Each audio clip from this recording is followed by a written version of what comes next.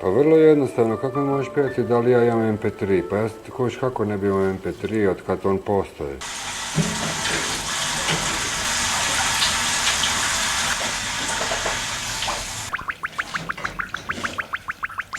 Bilo je prvo tmuj tma i tmu, ništa. Zvijezde ništa, sve tmu i tma. Iz najveće tmu i tma izbi svjetlost. To je Haber.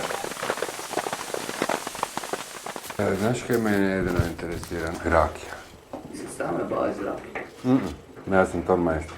Ja sam ti snob artist.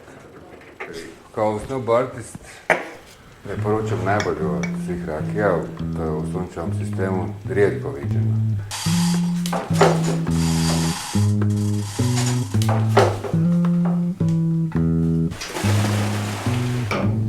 ...36. 2007. godine.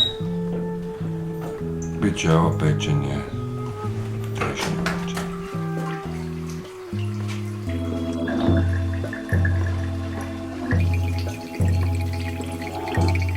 Nije ti dobro baš znati da si dobar s Marijom Haberom? Pa da ne. Vidiš mene, ali vezi majice. Vidiš čovjeka druge familije. Vi ste svetac, ne? Opći svetac. Ja ćeš ujediniti se vjere. Ja sam teški pijan.